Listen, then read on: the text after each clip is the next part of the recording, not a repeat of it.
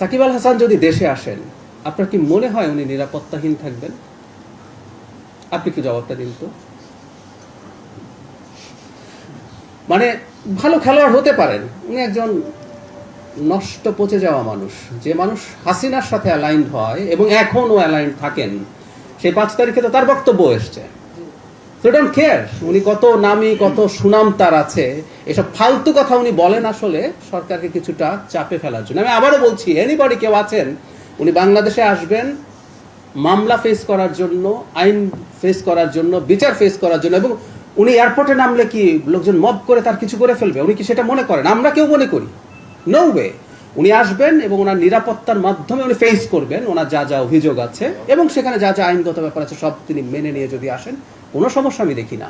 এই প্রত্যেকটা কথা আসলে আমাদের এই সরকারের বিরুদ্ধে প্রোপাগান্ডা। মানে যে মানুষটা স্টিল হাসিনার সাথে অ্যালাইন্ড হয়ে কথা বলে, সেগুলো বলবে, উই ডোন্ট কেয়ার। এটা শুধু সে না, সে তো আর হাসিনার চেয়ে বড় অপরাধী না। হাসিনাও যদি বাংলাদেশে আসেন, উনি তো বলছেন ডিসেম্বরে আসবেন, আমি বহুবার বলেছি তিনি যদি আসেন পূর্ণ নিরাপত্তার সাথে তিনি আসবেন, পূর্ণ নিরাপত্তার সাথে তিনি বিচারিক প্রক্রিয়ায় যাবেন, পূর্ণ অধিকার ভোগ করবেন বিচারিক প্রক্রিয়ায়, যা যা করা দরকার। তারপর আদালত যে সিদ্ধান্ত নেবে সেটা আমরা সবাই মেনে নেব। আমরা হাসিনার মতো একটা মাফিয়া রেজিম এই দেশে আর দেখতে চাই না, এটা না ভবিষ্যতেও হতে দেব না।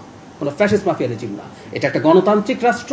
এখানে সবচেয়ে বিভৎস অপরাধীটাও তার নাগরিক অধিকার যা যা পাওয়ার, সাংবিধানিক অধিকার যা যা পাওয়ার, সেটা সাকিব আল হাসান হোক, সেটা হাসিনা হোক, তারা পাবেন, এটা ফর শিওর।